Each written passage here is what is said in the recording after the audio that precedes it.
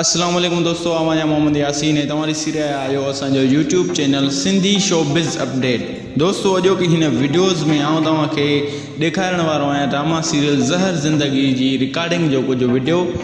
आऊँ तव्हांखे इहो ॿुधाईंदुसि त छा हिन ड्रामे ज़हर ज़िंदगी में सैयद निसार शाह कमु कंदो या न कंदो, उन्हीअ जे बारे में भी आऊँ तव्हांखे फुल मालूमात फुल ॼाण ॾींदुसि, फुल अपडेट ॾींदुसि। पर दोस्तों असांजी हिन वीडियो के तव्हां पूरो ज़रूर ॾिसंदा ऐं असांजी हिन वीडियोज़ के तव्हां लाइक कंदा, कमेंट कंदा ऐं सब्सक्राइब करणु न विसारींदा। असांजे हिन चैनल सिंधी शोबिज़ अपडेट के सब्सक्राइब करे घंटी जे बटन ते लाज़मी क्लिक कंदा। त दोस्तों अचो त हिन वीडियो के शुरू था कयूं। दोस्तों जीअं त पहिरियां मां तव्हांखे ॿुधाईंदो हलां त हिन ड्रामे में सैयद निसार शाह अची वियो आहे ऐं जीअं त हिन ड्रामे में साईं निसार शाह पंहिंजे किरदार के भरपूर नमूने से निभाए पियो। ऐं हिन ड्रामे में मां तव्हांखे ॿुधाईंदो हलां त साईं निसार शाह जो वॾेरे जो करेक्टर्स आहे ऐं तमामु सुठो ऐं तमामु बहितरीनु साईं निसार शाह जो करेक्टर्स आहे ऐं जंहिं करेक्टर्स के सैयद निसार शाह पंहिंजे भरपूर नमूने सां निभाए पियो।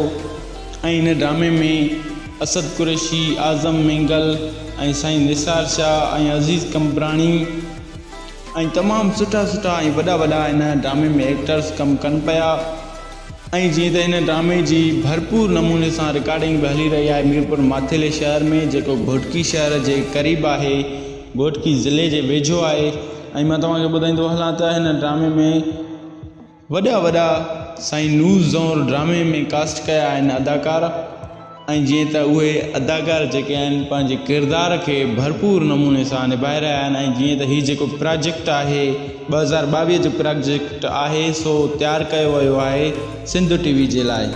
ऐं जीअं त हिन वक़्तु सिंधी मीडिया में को बि अहिड़ो सिंधी ड्रामो न पियो हले सिंधी चैनलनि ते, जीअं त हीउ ड्रामो जेको आहे ज़हर ज़िंदगी तैयार किया वियो आहे सिंध टीवी जे लाइ।